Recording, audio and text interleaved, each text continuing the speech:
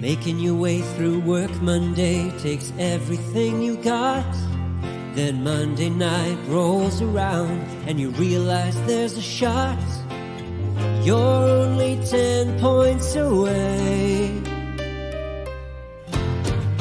All those times when your team had no fight, they're just so gosh darn frail. Then your star quarterback let another deep ball sail, and your third round pick bet on his team. Then go check out our streets where everybody knows your pain, and they listen to complaints. You wanna be where you can see our bodies bring you no shame. You wanna go where everybody knows your pain.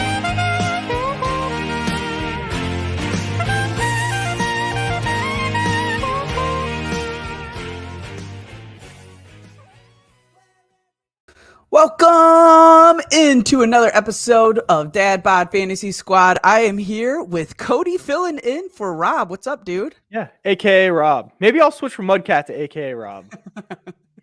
You have to shave the beard. He can't grow that. Well, I can't really either. Don't look too close. No, don't say that. Don't say that. He's gonna watch this and be like, "Screw you, Mario." Just in like that grumpy tone the next time we're on, or he'll put it deep, tuck it away, and come after me later. It'll be that face when we think he had an accident. When he hears it, he'll be like, "Dude, I have a funny story for you, Cody," and I specifically held it within the our pre-show before because it was best live. I accidentally poured this to the very tippy top. Like, it always looks pretty high, but usually it's because I fill it more with ice. Yeah, okay. And as I'm pouring it, we just rearranged our living room, by the way. So everything's flipped. Now, instead of our backs being we're split level, instead of our backs being to that thing, railing. You can, until the railing, I could see Jess, like, when I'm in the kitchen now. And, like, it's kind of nice for that reason. Yeah. You can't watch TV, but it is much easier to converse. So I'm pouring it, and I accidentally pour it pretty much before ice. I pour before ice. I pour it to the top. Yeah. And I'm like, man, getting wild tonight. I'm gonna be up late. And as I'm saying, and I was like, weekend starting tonight because I am off tomorrow. Oh, so okay. There you go. Starting, and then I was like, damn, Jess, this is what a 30 is like, right? I guess I'm getting wild on some iced coffee at 7:05. It hits really hard, man. It hits really, really hard. The 30 thing's real. Like, obviously that's a good example when you're like, I'm getting crazy. I got coffee at 7:00, you know? It's everything. Like, I got to be careful. This is going to sound insane. I have to be careful how long I sleep at night. Not like risk of oversleeping, but if I get too much sleep, I almost can't get out of bed. The difference between like 6.5 and 8 hours and my back pain is measurable. No way. Measurable. Oh yes. If I go to bed early, you so need I get a new really bed. Full night, I wake up hurting. Maybe one day we could get somebody to sponsor us a bed thing so they could get you a new bed. Yeah. What's up, Albert? Albert just started following us on Twitter. It was real nice. I followed him back. The hard part is I like our bed. It's soft, but I think soft tends to be not good in terms of your back starts hurting. I couldn't agree more. We got our bed last year. We're kind of updating, the growing up part. We got our bed last year. Made sure it was pretty firm. Looking at new curtains. Yeah. Actually, dude, if I pulled up my Amazon, you'll see that we have an order of new curtains right now. No, it is. It's worse than I thought. Dude, well, like, what happened is we were planning on being out of this house. As you can tell, my basement's tiny. I want a bigger basement. You got a treadmill in the background, couches right there. The bar stools are going to go in the crawl space. But the interest rates aren't coming down, man. I'm not leaving. We're not leaving anytime soon. Terry. The reality has set in. So, yeah, the curtains, the reason we switched to living rooms because that was a couch and it's firm and I love it. Yes. So wait, the couch is firm or the mattress is firm? Both. We got a firm mattress last year. This year we bought a couch and the couch is very firm compared to where you see there's going to be bar stools, but they are going away. Where you see that couch right there, that one was a cheapie from a warehouse. I've talked too much about couches on this. Like I did this earlier in the week. cheapy from warehouse, but it's like, because it's so cheap, everything is sunk. We've had it for only like 5 years. You're just sinking. Yeah. Yep. And that's where I get back pain. So I bet you have too soft of a bed. It's probably what it is. It's going to be a hard thing to give up because like I lay down and I'm like, man, this is so nice. But it's nice for, like I said, 6.5 hours. You cross that threshold, it's a rough morning. That's rough. Well, Cody, we'll work on getting an endorsement from some Purple mattress. Nectar. We're here. I can't think of what we we are. I can't think of who we got, but it is an online brand as well. Anyway, let's get into it's not a Tufted needle, is it? No. Okay, I've got a Tufted needle. I'll tell you it off air. I can't remember now though. I would tell you on air if I remembered. But let's jump into it. We got a game in an hour and 20 minutes, hour 15, whatever. Buffalo at New England. Supposedly super windy right now. Buffalo is -3.5, or at least they were this afternoon when I was looking. It could have changed if it's gotten windier. The over-under at that time was a 43.5. Well, let's talk Buffalo first, and then I'll get your take on the game outcome. Devin Singletary. 205 yards, 3 TDs over the last 3 touchdowns. I put over the last 3 touchdowns. Over the last 3 games. Pretty solid from a guy that was drafted pretty late in a lot of fantasies. And has struggled part of the year. Like, it's really gotten pretty nice the second half of the year. It has, which they added Hines. So you're like, oh, should I be nervous and James about Cook that? got more run for a little bit. So it's weird. Maybe this coincides with Allen's injury. Maybe. New England is second best against RBs. So the question is this a game where we're sitting him? So he's still in my top 24 running backs for the week. But if you have options, I think when you have options, that's where matchups become more significant to me sometimes. And I think sometimes you are probably a bigger matchup guy than I am to some degree. I have somebody I'm going to talk about later based on matchup, so I'm going to go against that. But I think when it comes to like tiebreakers, if I've got, a couple of guys right at that fringe end of RB2, then I'll, look at matchups and it'll become pretty heavy. But I think I'm going to struggle to slide Singletary out of my top 24 because of the matchup personally. Is he a sit for you? It is tough to have like certain players, but like a guy that comes to mind we talk about later today would be and I'm not trying to spoil it, we'll get more in detail, but like Brian Robinson, he's probably typically a depth piece on a lot of fantasy rosters. And I think he would slide in over Singletary for me. I think they probably are going to end up in the same-ish area in my rankings, but he might be over him. I think that's a fair statement. Yeah, so there's a couple guys, and I think I think we'll draw back to Devin Singletary as we get to the RBs as best plays, because those are typically the guys those are your fringe. See, this is a great question. This is actually somebody that does get mentioned. Man, it's a pair of dislikes for you, right? It is. Yeah. But the Jeff Wilson one hurts more because you want to think revenge game. I can't. This just seems like. What's our latest Raheem Mostert news? I'm not up on Raheem Mostert today. Where are we at? I think he should be back. I think he is back too. And if Raheem Mostert's back, I think it's Singletary for me, but I think this is really close. He had a limited practice. He still has the questionable tag. That was still today. Questionable. But the hard part is you got to make that decision now. You don't get to wait and see if Mostert's out. You got to make that decision with Singletary at the moment. I think because of the wins, I go Singletary. That's a good point. I think that's where I would go. Yeah. I think I'm there too, but it's really close. Like if someone said to me, I wouldn't fault anyone in this case. I think it's really close. Yeah, because I think like Jeff Wilson's going to have a revenge game, and again, we'll talk about him as well in more detail. But it's San Francisco. I think there's going to be a ton of throwing. This game could get out of hand, even as good as San Fran's defense is. Both these coaches know how to stop the other one, so like it is all going to have to come down to player skill. Tyreek, Debo, Jalen Waddle. Like it's going to be kind of a shootout. I think. Right. I don't know. I guess we'll see. And New England side. So. Jacoby Myers was limited all week, and I don't even think he's a lock for all lineups. He might have been at one point. I think it's faded off in the last couple weeks for me. I've definitely soured just a little. Yeah, I think it's hard not to. Yeah.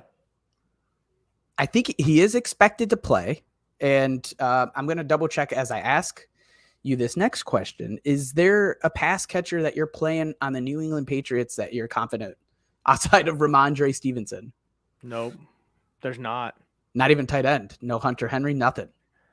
It's so hard with tight ends. You see the 2 touchdowns. Hunter had 2 touchdowns last week, I believe. You're right. You see the 2 touchdowns. Or one got called. One got called back. That shouldn't have. Was. Yeah.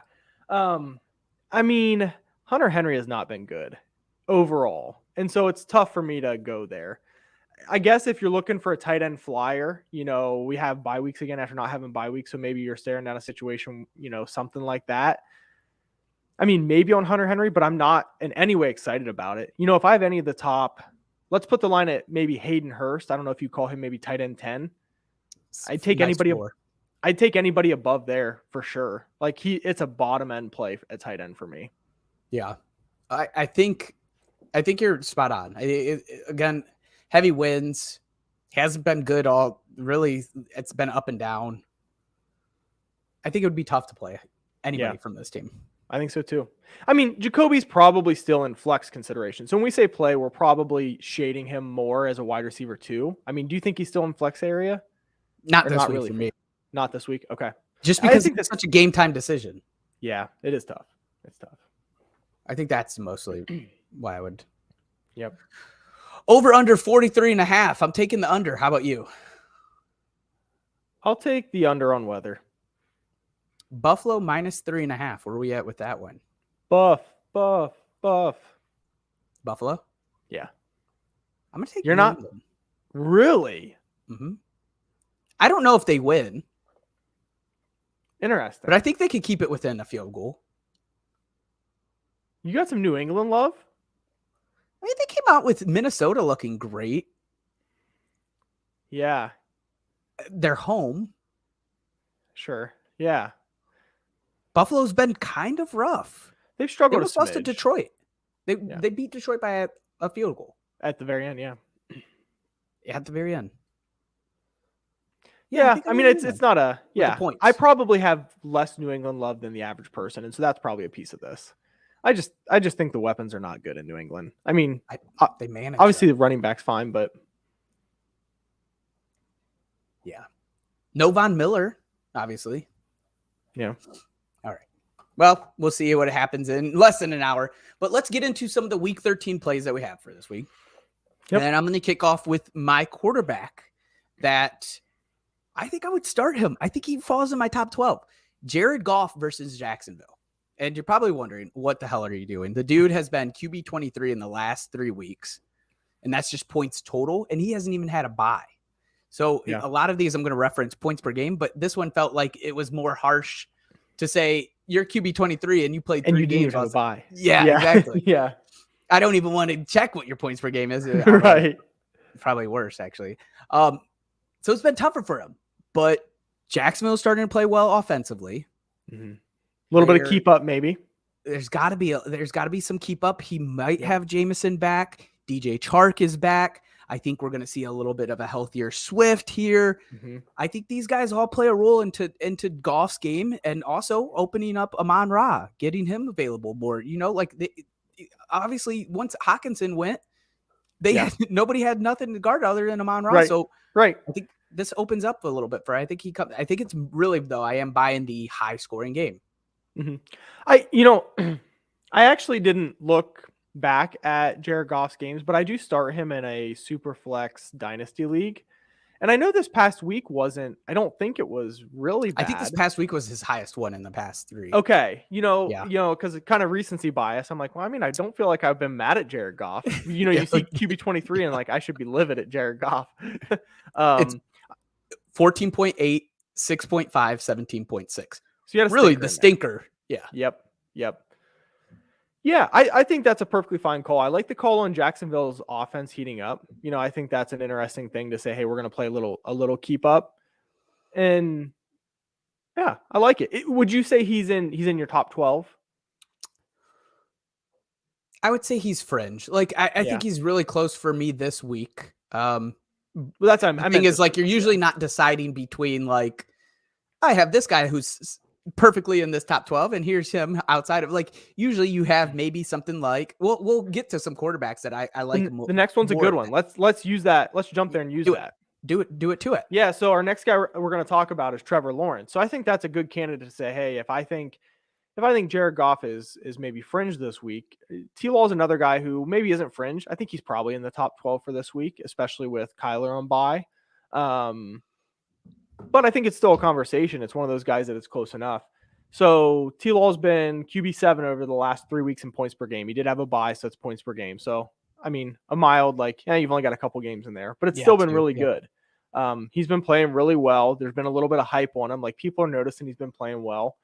And with ETN a little banged up, they're probably going to lean on Lawrence some. And you talked about the offense heating up. I know we've talked about Christian Kirk quite a bit. You got Zay Jones. Like, there's stuff brewing. You got a stud backup running back. Like, it could be good. Two backups that may be involved. That was I was hoping for a little more reaction for Darrell Henderson. I thought it was Hasty that you're hyping up. I was like, damn, I didn't know he loved Hasty like this. Yeah, no, I think Henderson probably is active this week. Well, I don't know. I think they're going to be cautious with ETN. He's not relevant. Even if he's active, he's not relevant. I was just joking. It could be. It's all Hasty. Yeah. Another QB that we're starting is Mike White versus Minnesota. I think this is deeper, right? Like the Kyler. I think this is a good super flex play. I don't think this is a good 1 QB play. Yeah, and like I set this up in a way a little bit differently than we normally do it, Cody. That I have these guys, that whoever I put on here, and then I have who I'm starting them over. And typically those are like your supplanted, like top 12 guys.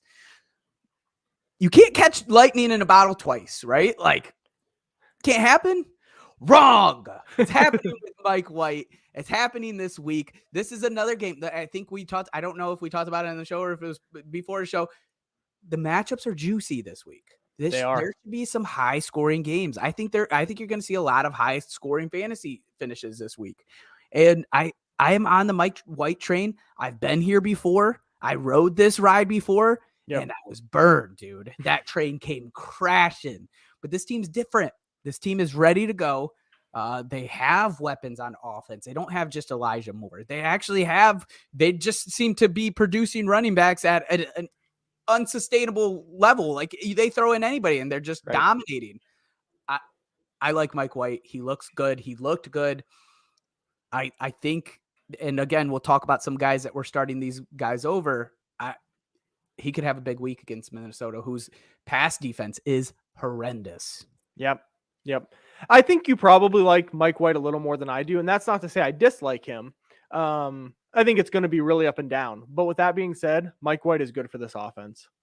This offense is so good, alive compared to Zach Wilson under center. The whole team seemed alive, dude, and that's going to carry a lot of weight, like Taylor Heineke.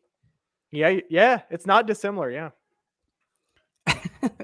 Willie in here posting his 10-7. Cody, you had another QB you wanted to talk about too?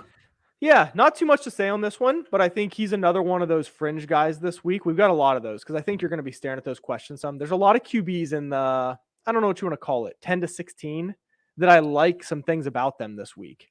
Jimmy Garoppolo is one of them, and it's not so much Jimmy that I'm necessarily chasing. It's that matchup with the Dolphins. I think this could be a high-scoring game. You've got a lot of rivalry, a lot of payback, a lot of coaches everywhere, a lot of players everywhere. There's a lot of juice in this game. You're going to be playing keep up with the Dolphins. And honestly, the 49ers weapons are about as good as it gets these days, with Kittle and Ayuk and Debo and CMC. I mean, I think this could be a nice Jimmy G week. Obviously, you're not getting the rushing, but I think we could see a 300-yard Jimmy G week, and we don't see those very often. A lot of draft picks.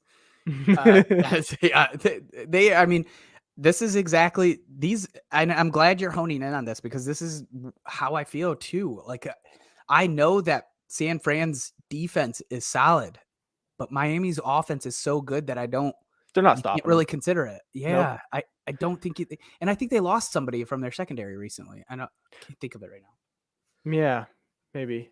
I mean, what, like, obviously we're not looking at the over under what it is. I mean, so I'm asking a big thing, but like, what's an over under in a game like this right now? With all that's maybe at stake, you say, especially for the 49ers, the rivalries, all those things. I mean, it's a 50-point over under. Is it? I'm just throwing that number out 46 and a half. 46. I mean, that feels that's a lot. maybe a smidge low for me. It does, and I think they're doing that because San Fran's defense. And actually, I was watching Inside the NFL, and they talked about San Fran's defense, and I love their defense. I have them in a ton of leagues, but these guys know each other. They all know each other. Like, I think that it's just going to be crazy. Yep. Willie said 68 was his guess. Hey, I was too high as well. Yeah, you're at least within 3. Last QB that I'm starting over, and we'll get to those as well. Derek Carr versus the Chargers. So again, these QBs, they have a lot of good matchups. You have to kind of plug these guys in, man. Kyler's on bye. Your Sam Darnolds are on bye. Yep. That's it. Those are the buys. Derek Carr's been heating up a little bit. He's been QB 10 in points per game the last 3 weeks, ahead of the likes of Danny Dimes, Geno Smith, Lamar, Tua, which he's sat probably 2 to 3 quarters. Yep. But Derek Carr's been playing well, man, and their defense doesn't do him any favors. The defenses are starting to have to hone in on Josh Jacobs. He's heating up so much that, like, this monster. You get the ground game established, it makes your quarterback better. And I think we talked about that early in the season. We said Derek Carr looks so much better, or the Raiders in general, when Josh Jacobs has a great game. Does well. Yep. And it's going to just keep opening it up. The matchup with Devontae, I'm not benching him, but I do love me some Asante Samuel Jr. I don't think he shadows though, so he'll be flipped on and off. Yeah. I think you start Derek Carr, and then I'm going to just flip right into it, Cody, if that's cool with you. Yeah, knock him out. Let's do it. Some of the QBs that I would bench for the guys that we just mentioned: Justin Fields against Green Bay. He logged his full practice today. So this is kind of like, I can't even think of the phrase. He's coming off a shoulder injury that very well could affect his play. But most importantly, this will limit his rushing. Yeah. And if they're having him throw, he absolutely is a stud. I don't know how I don't want to say prepared, how ready for this. Like, are they going to have to throw a ton? Are they going to risk it? Are they going to start getting the beat down and pull him out? And you haven't even mentioned the no Mooney. And Mooney hasn't been great this year. That's a great point. The weapons look worse. I mean, what you didn't think could happen. No, you did not think it could happen. You're working with Pringle and Cole Kmet will be out there and Chase Claypool will be out there. But like, everything is capped upside here. Like, everyone's gonna rush to want to put in Fields, and I get it because that upside is so good typically. But I can't imagine it being the same when he's dealing with a shoulder injury. I think it's I very, very much mostly agree. Someone who is in a playoff spot and hanging on, someone that's in tight contention for a playoff spot. For those teams, I'm not even going to hit on the lack of upside. I'm going to hit on the fact of he takes one wrong hit in the first quarter and you just got 4 points from your quarterback. If you're playing for a playoff spot, that's even scarier than a lack of upside for me. Like, that ruins a season. I think the only person who's probably smartly putting Fields out there, if you're sitting at, I don't know, 5-7 and risking it for the biscuit. Yep. I mean, at that point, it's a good point. Yeah. I think that's the only play to me for Justin Fields. Yeah. And 6-6, 7-6. No, that wouldn't make sense. 7-5. Yeah.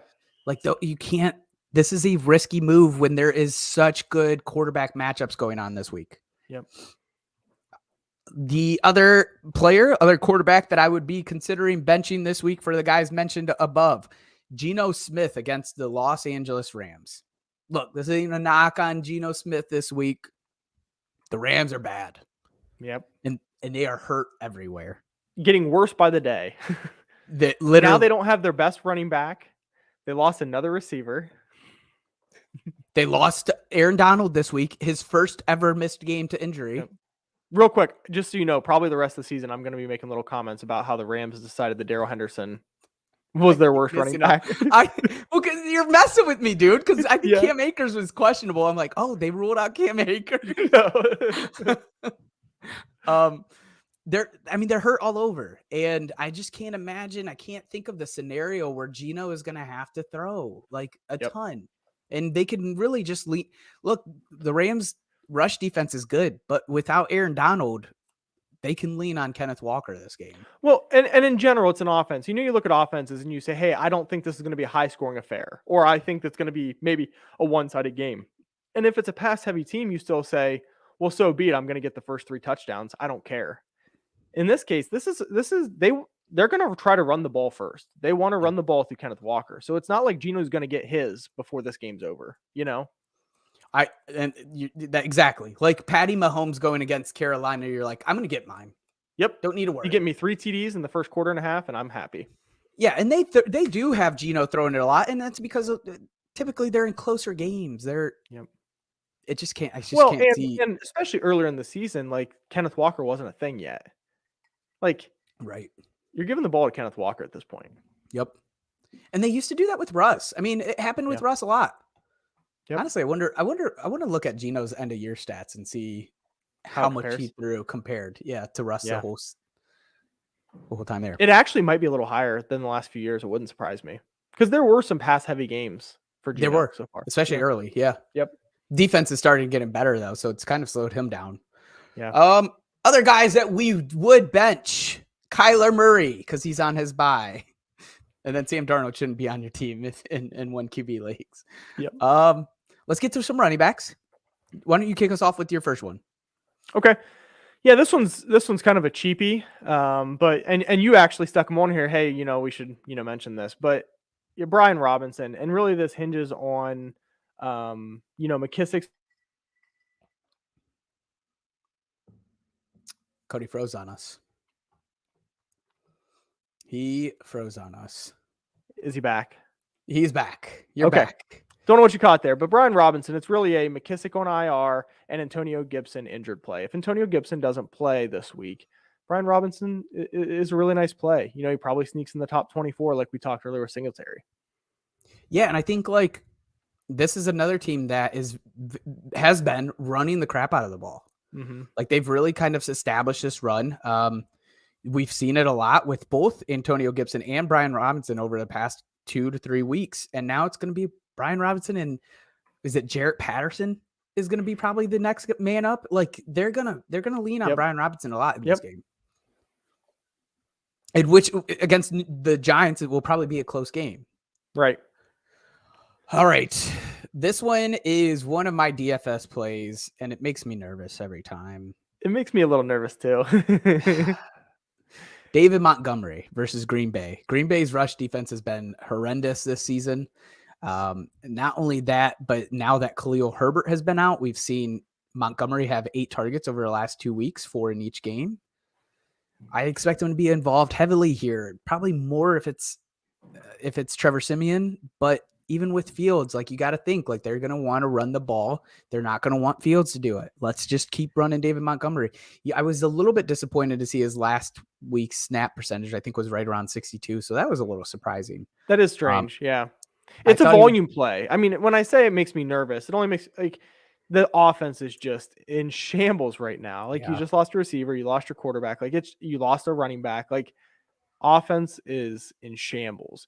And so it's a volume play. I think it's purely a volume play. And I think like if Green Bay was the normal Green Bay, I would feel a lot more concerned about this one. Yeah. Yeah. How high do you think you would have them in your rankings this week?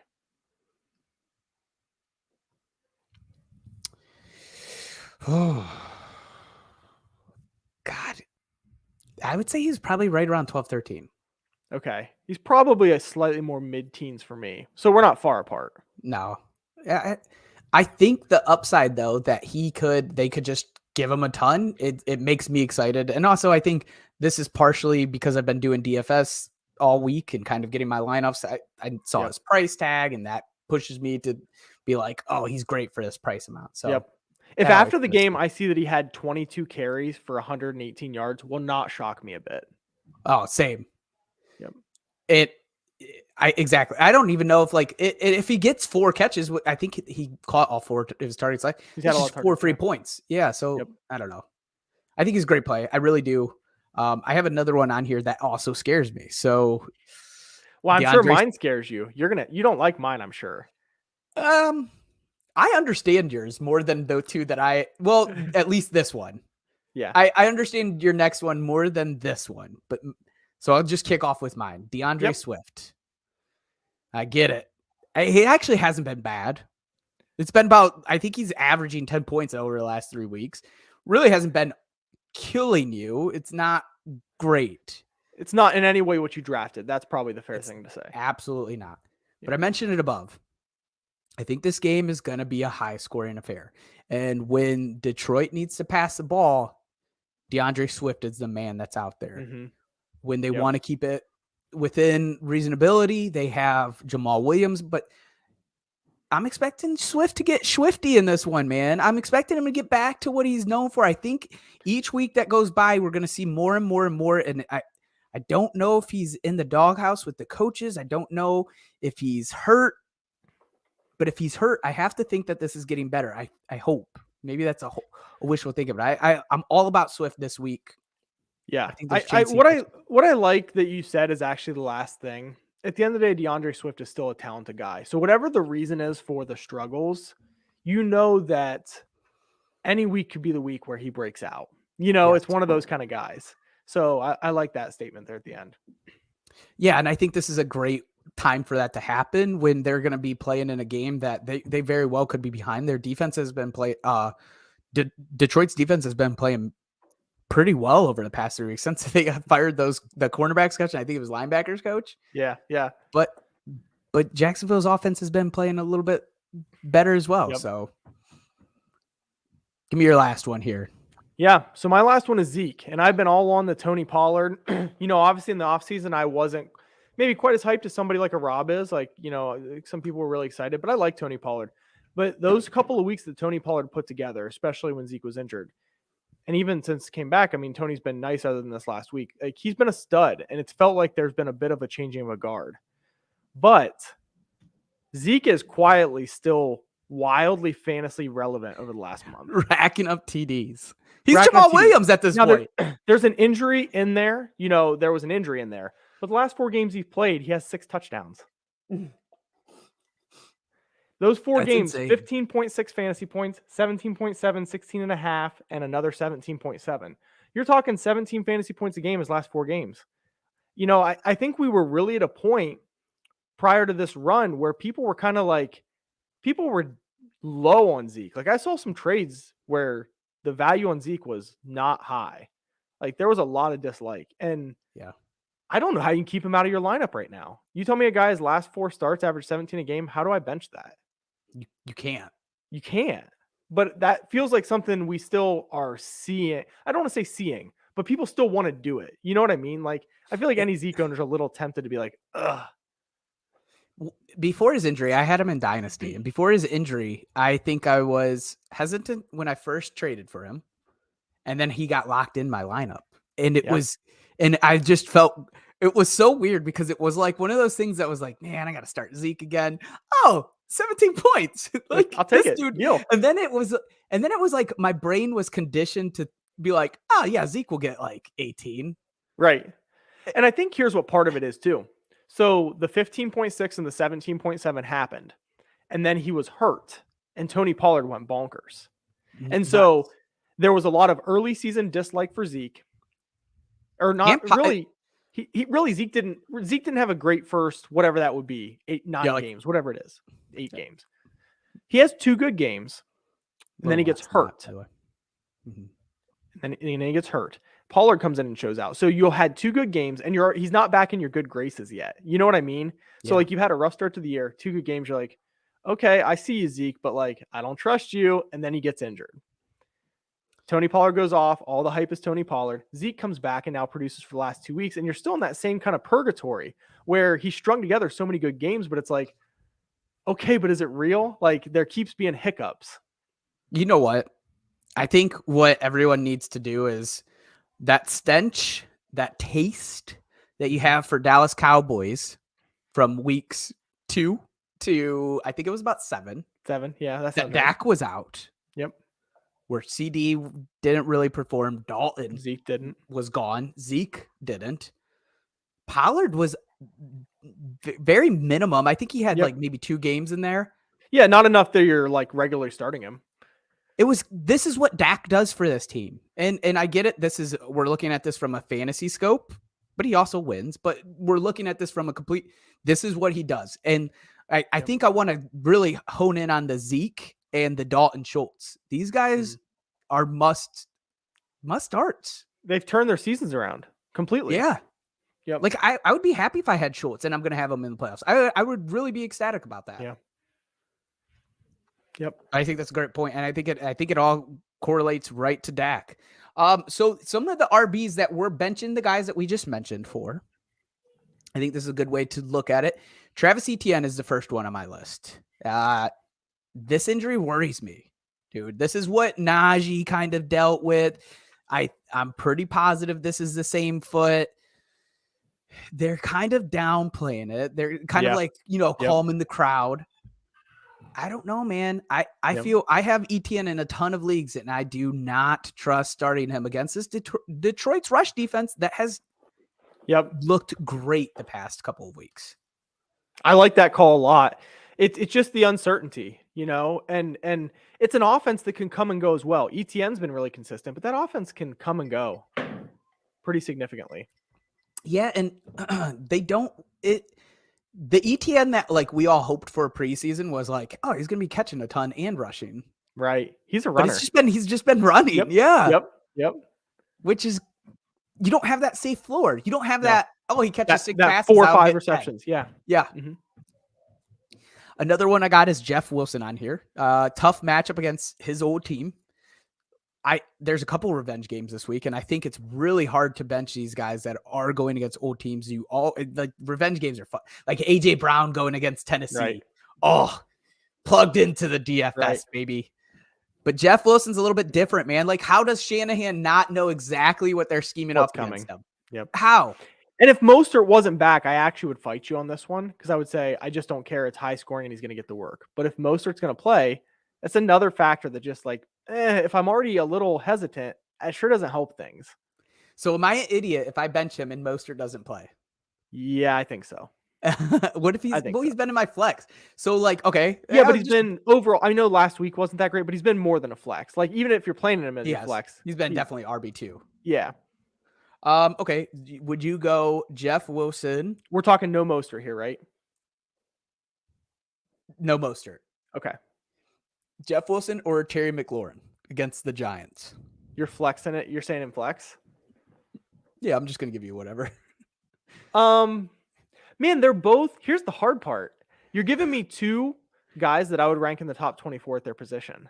Yeah. So like to pick is hard. Which one would you trust more? Probably this is the decisions that people are making. I'm assuming Jeff Wilson is their third guy right here. Yeah. If you're making this decision, you're pretty fortunate because you've got a wide receiver 2 and a running back 2 that you're choosing for your flex. So you're in a pretty fortunate spot. Yeah. Thank you. I probably go T-Mac, but I don't feel good about it. I know I'm saying like you have good choices, but I don't feel good about that call. Like I could get burnt by that call easily. You go T-Mac? Would you? I am currently. That was actually that's my lineup right now. Oh, you gave me your scenario. I was thinking, okay, that makes more sense. I'm like, why are you giving me these guys? Well, because I do think this is common, right? Like, would you? I think a lot of teams have to start both of those guys, but it could be. I'll give you another couple actually.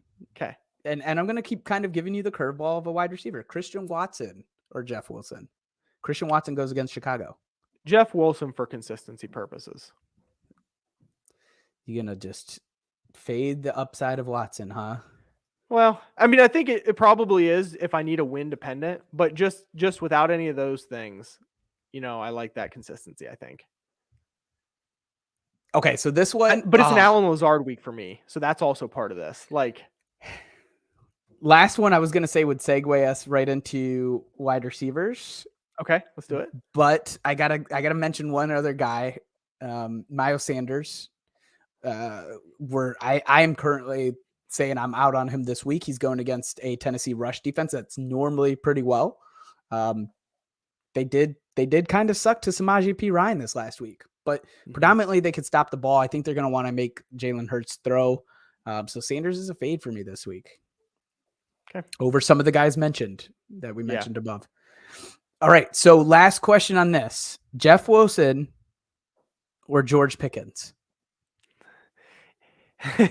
You're doing me dirty on these, and you know it. Where you go there? But like again, I think these are reasonable. I'm going Jeff Wilson.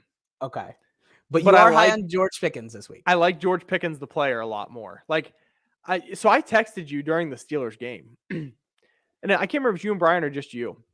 And I said I think George Pickens is the real deal. They're building a great chemistry there. Do you think we have a new wide receiver 1 in Pittsburgh at this point? Yeah. I think so too. I don't think it's necessarily ever going to be a depth chart move this year, maybe not even next year. I agree with that. But definitely for fantasy, Pickett's number one.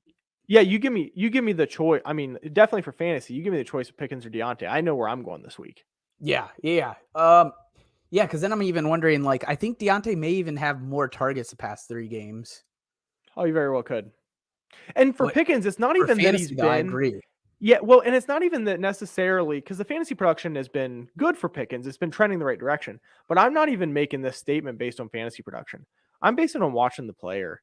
Like, fabulous catches. The kind of stuff you're like, okay, this kid is special. He's been, amazing. Like, and there's been a couple catches that haven't counted on the sideline at the back ends of the end zone. Yep. Dude, he's looked great. What that back of the end zone one? What's your opinion? I thought it was a catch. Is this the one where he had his heel down? Well, so I'm trying to even think if that was that we're talking about the same play to where I think the toe hit in and then the heel went down out. But was that even Pickens? Now I'm rethinking if that was Pickens or not. Yeah, that was early season, right? I'm re-questioning myself. Yeah. I saw who was it? Do you know? And we're gonna get way off track here. Derailed. Who is the receiver that caught one and got his shin down this week? I don't know on that. It was somebody that I was rooting for because I think I probably had him in DFS or something. Okay. What's up, Farquad? That dude on Twitter cracks me up. All right, so you're starting George Pickens. Tell me about what you're looking for. Yeah, it really is. It's like I said, I think the fantasy production has been trending in the right direction overall. I think the involvement has been. I think the connection with Kenny Pickett has been clearly really good. And I think Kenny Pickett's playing better football. I'm not saying Kenny Pickett's a stud, but Kenny Pickett is quarterbacking this offense. And that might not be the biggest praise ever, but like it's a mildly functional offense, which it hadn't been, overall. And so, I think Kenny Pickett is a nice, interesting flex play for me this week. Did you say Kenny Pickett or George Pickens is what you meant? I meant George Pickens. I might have said Kenny Pickett. I'm not flexing Kenny Pickett. I was also reading this comment. 6-6 in his home league. His opponent is bringing Lamar. Should he fire up Mike freaking White or Kirk Cousins? Cody, I want to start with you. You won't like my answer. They're playing each other, and it's the Jets defense. The Jets defense, and it's been good. And I'm actually starting the Jets defense.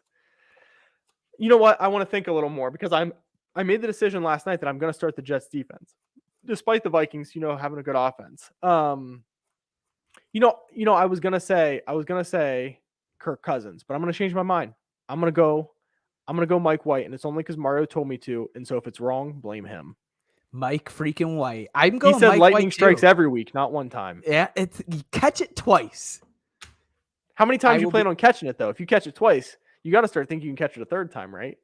I don't know. Maybe then you just back off and say it's too many times. I'll tell you though, that's a pretty ballsy call we just made. I mean, is it though? Like, has Kirk Cousins been incredible in fantasy? What I want to knock on Kirk Cousins is 13. the inconsistency. What I want to knock sometimes is like the Kirk Cousins stinker weeks. That's what I sometimes get a little hung up on. But Mike White's going to have those too the rest of the season. I mean, Mike White's not going to be immune to stinker weeks. So I can hardly, hold that against Kirk as the reason that I make that decision. Yeah. I just have Honestly, I might ask Farquad. I might ask the question, and I know you won't agree with this. I might ask what's on waivers because I don't know that I love either of these starts probably that much. You like Mike White more than I do, and I don't like I Kirk love going Mike against White the Jets. starting, but I And would I be don't. interested in hearing waivers. Yeah, I'd be interested in waivers. I doubt T-Law is still out there. But I think there's guys out there that are intriguing to me over these two for me personally. Okay. Checking. He's checking now, Right. so we'll come back to that. Another guy that I'm looking for in the wide receiver position, Josh Palmer. It doesn't sound like we kind of have to go bolder on here, right? We don't want to give you guys that Yeah. are locked into your lineups. No fun. And this one feels like this could be locked in people's lineups currently while Mike Williams is out. But Josh Palmer facing an easy Las Vegas secondary should open up plenty of opportunities. Keenan's going to be the main focus. Palmer should make his way in flex territory this week with some of these tougher matchups for wide receivers. 35 targets last 4 games. 35, yep. Cody. Massive. It seems like an easy play, actually. Like it really does. You know what like, I can't figure out those, with Josh low Palmer? floor. What? The biggest thing with Josh Palmer that I just can't wrap my head around, because I love everything you're saying. Brian hyped Josh Palmer for 2 years, and I feel like now he hates him. I don't get it. And two weeks ago was the best I've ever seen Josh Palmer look. Yep. He looked great, and that was prime time. And I shouldn't say hate him, but he's not even hyped. No, he hasn't been. No. I think it's because it's been underwhelming, because I think he did expect more with this situation. Yeah, he was thinking he was getting Mike Williams last year. That's what you think you're getting. Yep. Yeah.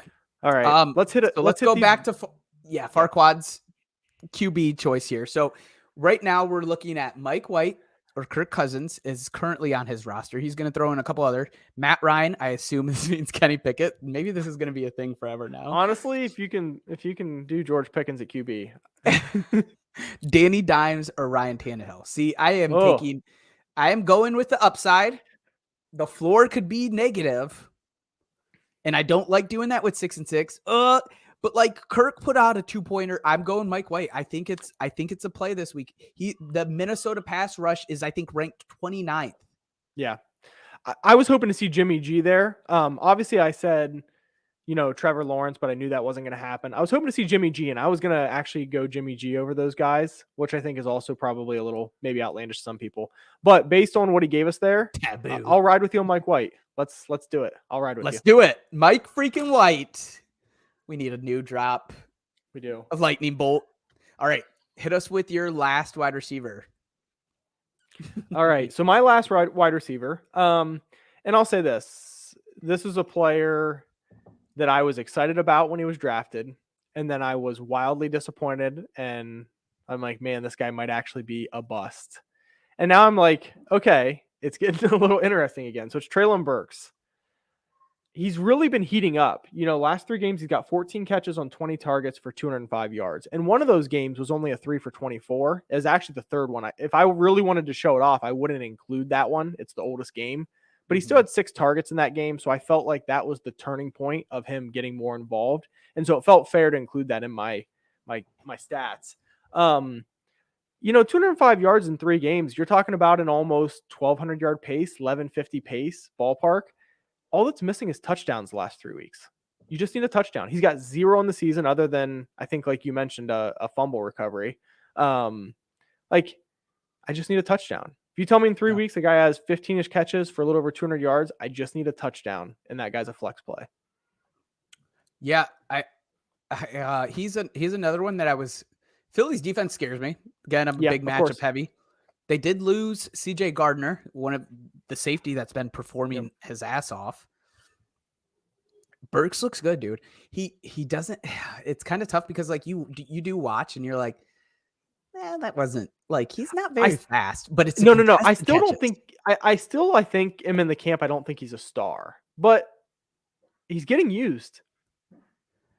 He makes some contested catches that are just like wow. Yeah. And then when he went like this to Jair, I was like, you go. I'm a sucker for some of that stuff too. I do have some deep plays, and I don't really want to. We're running out low on time. Devontae Parker versus the Bills, super desperate, 14 team plus. I think he could potentially have a game tonight with Jacoby coming back from injury. This one's going to make sense. Elijah Moore versus the Giants. Yeah, Mike White, baby. This is very risky as well. Like Yep. Elijah Moore hasn't been getting his snap percentage. I want to say it was 35 and 42 over the last. So he's not getting a ton of plays yet, but I'm thinking this is a shift, man. This is a tonal shift for this whole organization. Look, I'm all in on Mike White. I just think that this team needs him right now. So they're going to do whatever they can to prepare him, and hopefully his talent can keep up. I don't mind the Devontae Parker one. I think I'm probably going to let you. I'm not going to be your ride or die on Elijah. I think these are more DFS and super desperate. Yeah. 14, 16 team leagues. Right. Elijah Moore, I do have in some DFS because he's 3,700 or something like that. Yeah. Can't beat the price. Yes. So guys that were playing over the wide receivers that were benching for the guys that mentioned above, except for the deep ones, Mike Evans versus New. Yeah, I wanted to clarify. I think, well, go ahead. I'm sorry. Mario. You probably, okay. So guys that I am benching, is that what you wanted to clarify? A little bit. I mean, and Jamar Chase, I'm okay with. I'm going to struggle probably. Go ahead. Mike Evans. Go ahead. It's going to be okay. Yeah. So Mike Evans versus New Orleans. It's a matchup that I do not trust. It proves right, I would say 8 out of 10 times, which I think they only played each other 8 times or something like that. He gets dominated by him. Here's to your point though, Cody. Lattimore is coming back from a lacerated kidney. He may struggle a little bit. In the last game, he's questionable right now. And to add to it, because we debated this the last time they played. And he didn't do anything. But if I remember right, he got ejected. He got ejected, and he had But he had like 3 for 60 in the first half. I'm just throwing numbers. Like it was a great first half, and you're like, he didn't do anything. He played one half. Like you know that's not the first time he's got ejected from Marshawn. No, Lattimore that's true. I suppose that's a risk if you want to say that's a risk. But to say Mike Evans didn't perform in that half, I think is untrue. I think it's pretty true. He caught a bomb. He caught a 54-yard catch. That's what Mike Evans does. I've seen his 2 for 2. I've seen his 2 catches for 2 TD stat line before. Yeah. Oh, Marshawn Lattimore, you mean? No! I'm joking. Thank you, Willie. He is about to clamp him. All right, we got another quick question here. I want you to speak your mind on that, so I'm glad you mentioned that because I think a lot of people would call me crazy. This is a popular matchup. That's a duo that yeah. Who was it that used to get into it? It reminds me of Andre Johnson and the Tennessee corner. Yeah. Yes, it reminds me of that. I want to say Fitzpatrick, but that's not right. Fitzpatrick. Is it kind of like an Irish name? I'm stuck on that for some reason. I thought it was like something like Cortland. Well, I will think of it shortly, or if you want to Google it. Flex question: DeAndre Swift, Mike Evans, Wilson Jr., or Elijah Moore? I would say Elijah Moore and Mac Hollins definitely no. We have Swift, Mike Evans, Wilson Jr. Ooh, Cortland Finnegan. We were both. I said Cortland, right. and you were super Irish. Who do you go here? Because you're not going to do Elijah Moore. You're not going to do Mac Hollins. I like these choices, man. These are great flex choices, Farquad. Where do you go here? I think it's that somebody just dropped on you. What's that? Read the. You got to pick a flex first, and I'll pull it up. Yeah, but what was he on pace for if he got thrown in the first half? No, I'm just joking. Is it Swift, Mario? I think I go Swift here too. I think so. But those are good choices. I'm swinging for high upside here. Yeah. Because Wilson's like he's got a high floor, especially if Mostert's out. If Mostert is ruled out, do you go Wilson? Yes, I think so. That's what I was actually trying to make the decision on. I think if Mostert's out, I go Wilson. I think that's where I'm at. And then I'm expecting Mostert to play. And so that makes me go detour to Swift, I think. And Swift's the opportunity hasn't really been there for Swift, but we're hoping that starts to change. I think I go Swift here as well. Boom! I think Mike Evans only has 1 game over 13 PPR points, and I think it was a 4 for 64 touchdown. Big game. That was these stupid stat lines just get stuck in my head. Yeah. And I know it hasn't been great. I understand that. But if you say there's 1/13, that means there's another one at 12.8. And the game that he got thrown from was on pace to be a 14-point game. So, like, it's a little cherry picked. He's also been struggling a little bit more. Yes. That's actually part of 31 last week. What's funny is the struggling lately, and I'm a bit notorious for this, and it gets dangerous. You've heard me do it a lot. I think he's due, and that's part of this. I think he's. If it was any other matchup, I'd be like, you're right. Yeah, I would. Yep. All right, last guy that we're benching over the guys that we talked about above, Jamar Chase versus Kansas City. Look, this is like the idea situation. This is a matchup. This is a revenge game, right? This is an AFC. Yeah. Oh yeah. AFC Championship. This was a conference. Right? Yeah, the AFC Conference Championship. Yeah. Gonna be juicy. Gonna be great. It's hard to rely on Jamar Chase after he's jacked up his thigh, and I am not going to get technical on it, but I was reading about it today. He hurt that, went out and played because adrenaline built up, hurt it in the first half of the game he played, went back out second half and hurt it again. So he's kind of messed it up a bit. I don't trust. Look, this could obviously burn us, but like, just bench him, man. Like, his whole game is speed and burst and getting open because he's so quick and he has such agile moves. It's hard to see him being 100% and using those things to be the Jamar Chase that you know. And there's enough weapons on this team. If it was a team where he's the only guy and you're like, well, I mean, even if he's got a bum hip, he's going to get 8 targets. But I don't think that's necessarily the case. I think he's a guy where there's enough weapons where he's got to get open. You know, he's got to be that burner and create space to be, you know, really I like the call. I mean, I think it's a brave call, but I like it. I think it's hard to imagine that he's not limited to some capacity in his snap percentage in this game. So can I do a classic Cody before we move on? Sure. And slow us down, even though we're late on time. Do it. Well, so if anybody, and I didn't tee this up, I wish I would have, but for everybody who hasn't yet seen Patrick Mahomes talking about how he ended up on the Kansas City Chiefs. I love their show. It's fabulous. Have you watched have you been listening? No, that's the first I've seen it. That's New Heights. Yeah, it sounds right. Yeah. It's Kelsey Brothers. They host a show. Yeah. It's called New Heights. You can get it a podcast. Yep. You go ahead and tell the story though. Well, I honestly don't know that I want to ruin it. You know, an offensive coordinator essentially cheated Patrick Mahomes onto the Chiefs. Great. Yeah, I think that's a great story. New Heights, Willie. It's New Heights. The Kelsey Brothers host it. You could either watch it on YouTube or listen to the podcast. You know what? I'm gonna ruin it. It's too good. I can't help myself. I'm gonna ruin it. So Matt Nagy wanted Patrick Mahomes so bad that the night before he went to his interview with Andy Reid, Matt Nagy gave him the playbook and told him what plays to rehearse and learn. So Patty stayed up all night learning these plays so that when he met with Andy Reid for 5 hours, he absolutely blew him out of the water. So literally Matt Nagy gave him all the answers to the test just so that Andy Reid would fall in love with him and draft him. It's props to Nagy. Genius. I guess. But I mean, like, if he was still the OC and you're the head coach, do you fire that guy? Like, I don't know. I don't think you can. Like, not can when you imagine? If they found out before Patty started, maybe. But after Patty started, if you was fired him for that, fired him. Yeah, he's so right. How do you fire him? But it's like, man, if I was a head coach and I found out my OC did this just to get his guy you wanted drafted, I'd be furious. That is a confidence play. That is a confidence move. Yeah. Yeah, because like you're handing out free playbooks. But Patty also begs the question, like, how long did you do this for? And you couldn't have had only one guy. Yeah. You're not batting 100% when you pull that crap. Yeah, 1 for 1. Right, exactly.